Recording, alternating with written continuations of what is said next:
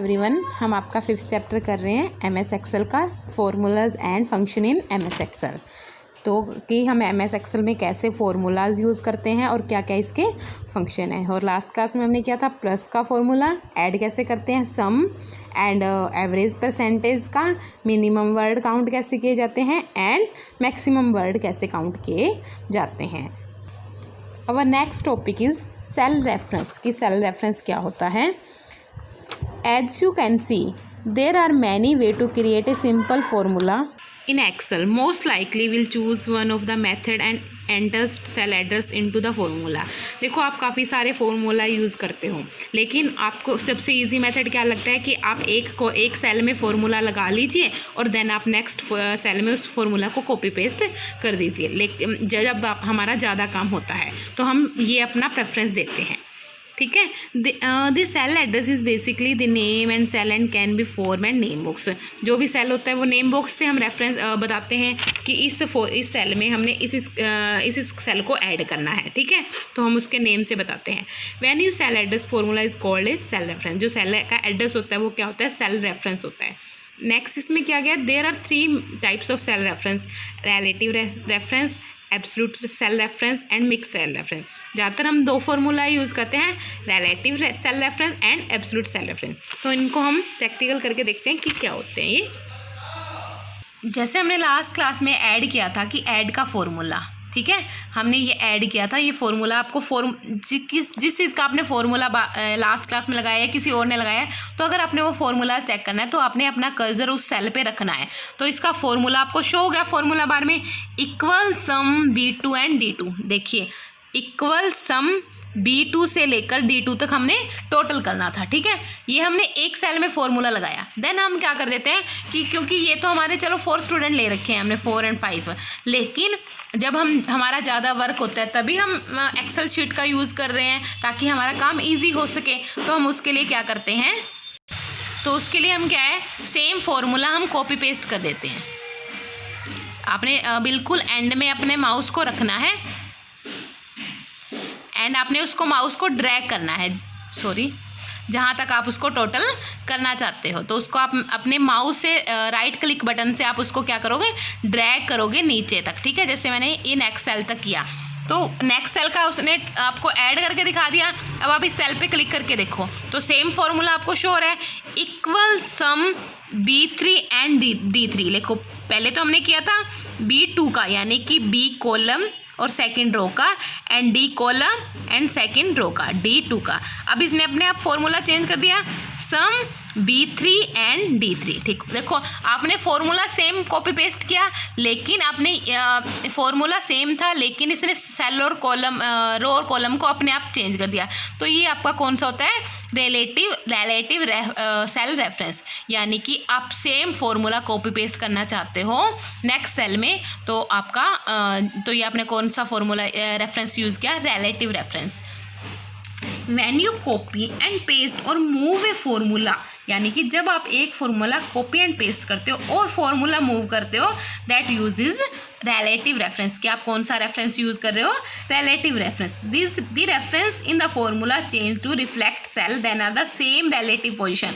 Same relative position में वो cell के अकॉर्डिंग अपने आप चेंज हो जाता है। The formula is the same, formula आपका सेम है वही, but it use to new cell and its calculation.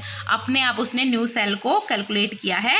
Relative address element trading of creating new formula to each row and column worksheet field with, यानी कि जो अपने आप उसने cell और रो को चेंज कर दिया, कॉलम को चेंज कर दिया, लेकिन फॉर्मूला सेम यूज़ किया, तो वो आपका कौन सा होता है, रिलेटिव रेफरेंस, ठीक है।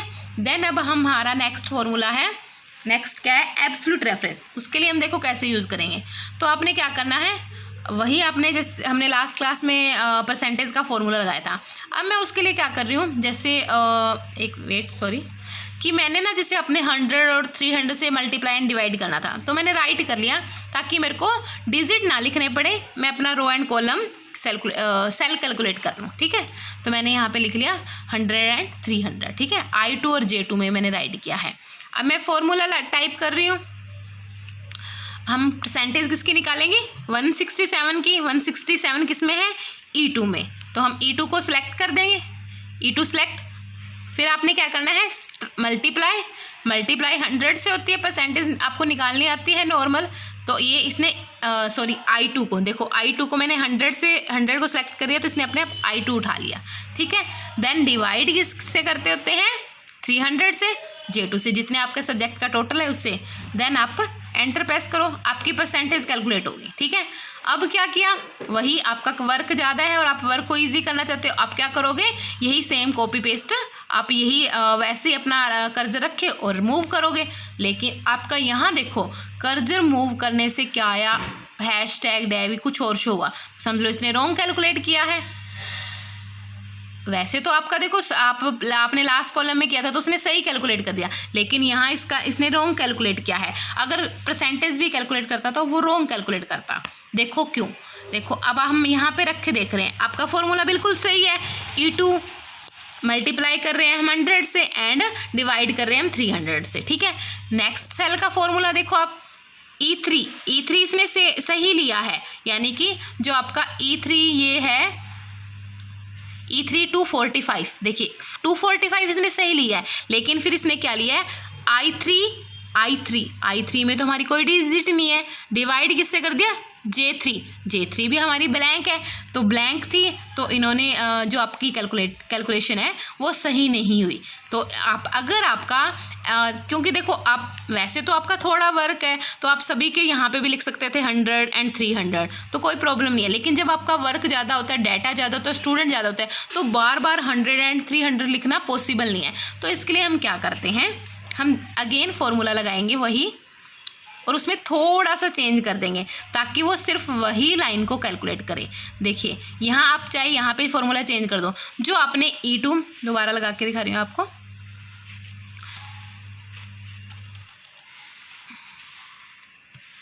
पहले इस फॉर्मूला को कट करिए, देन हम दोबारा फॉर्मूला लगा रहे हैं, इक्वल वही E2, ठीक है। E2 को सिलेक्ट किया, देन स्टार, सेम फॉर्मूला है, थोड़ा सा चेंज कर देना है हमने, देन स्टार, देन आपने किससे डिवाइड करना है, I2 से मल्टीप्लाई करना है, सॉरी 100 से हम परसेंटेज के लिए मल्टीप्लाई करते हैं।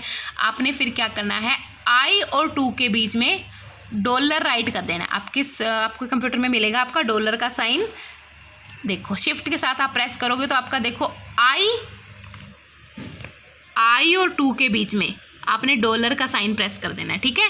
देन आपने नेक्स्ट क्या करना है, फिर अपने कर्सर को थोड़ा सा आगे करके फिर आपने डिवाइड करना होता है 300 से, वही सेल उठाओ J, ठीक है, J2 अपने आप ले लिया। वैसे ही अपने कर्सर को इनके दोनों के बीच में रख के डॉलर का साइन प्रेस कर दो दोबारा, ये आपका होता है डॉलर का साइन, ठीक है। इसको शिफ्ट के साथ प्रेस करोगे तो ये अपने आप आपका यहाँ पे, अगर आप अकेला प्रेस करोगे तो 4 प्रेस होगा, शिफ्ट के साथ 4 प्रेस करोगे तो आपका डॉलर का साइन प्रेस होगा, ठीक है। सॉरी यहाँ बीच में क्वेश्चन मार्क लग गया, ठीक है। अब हमने यहाँ क्या किया हुआ है, फॉर्मूला आप देखिए, देन आपने क्या करना है, कर्सर को अपने एंड में रखे, बिल्कुल एंटर प्रेस करो, वही परसेंटेज ने कैलकुलेट किया है, लेकिन हमने थोड़ा सा फॉर्मूले में चेंज किया है। अब फॉर्मूला चेक करते हैं हम अपने फॉर्मूला बार में कि हमने वही इक्वल E2 167, I$2, I मतलब 100, J$2 यानी कि 300, फॉर्मूला सेम है। अब अगर हम अब ड्रैग करते हैं इसको, देखो इसने सही परसेंटेज कैलकुलेट कर दी, क्योंकि ये होता है आपका एब्सोल्यूट रेफरेंस, यानी कि जब आपका बार बार एक डिजिट को लिखना संभव नहीं है, आपने एक ही cell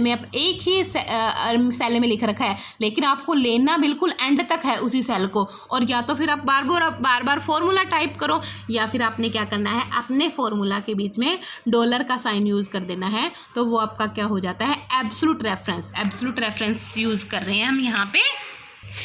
if you do not want a cell reference to change, ठीक है, आप सेल रेफरेंस को चेंज नहीं कर रहे, when you copy a formula भी आप सेम कॉपी कर रहे हो, make a make it absolute reference by typing $sign. तो अगर आप अपने फॉर्मूला में $साइन रेफरेंस कर दोगे तो आप same formula copy and paste कर सकते हो। जैसे इन्होंने एग्जांपल दिया वैसे ही मैंने आपको प्रैक्टिकल में दिखाया कि ये होता है आपका रेफरेंस, सेल रेफरेंस, कि आप सेम फॉर्मूला चाहते हो लेकिन उसके लिए आपको डॉलर का साइन यूज़ करना पड़ेगा। रिलेटिव में क्या था, नॉर्मल फॉर्मूला आप कॉपी पेस्ट कर देता है, अपने आप ये सेल को चेंज कर देता था। ठीक है। मिक्स सेल रेफरेंस क्या होता है, रो एंड कॉलम, जब आपका डाटा सिर्फ रो और कॉलम में राइट किया हुआ है तो तब आप कोई फॉर्मूला यूज़ कर रहे हो तो आप तब उसके लिए मिक्स्ड यानी कि रिलेटिव एंड एब्सोल्यूट सेल दोनों रेफरेंस को यूज़ करोगे तो वो आपका हो जाता है मिक्स्ड सेल रेफरेंस। सो ये था आपका सेल रेफरेंस। नेक्स्ट आपने अपने ये फॉर्मूलाज आपको अपनी बुक में दिए गए हैं, आपने खुद से सेम आपने ट्राई करने हैं एंड अपने एक्सेल में आपने अच्छे से वर्क करके देखना है ताकि आपकी स्पीड भी इंक्रीज़ हो और आपको फॉर्मूला भी लर्न हो। ठीक है। तो आज का यही हमारा टॉपिक था। Thank you, have a nice day.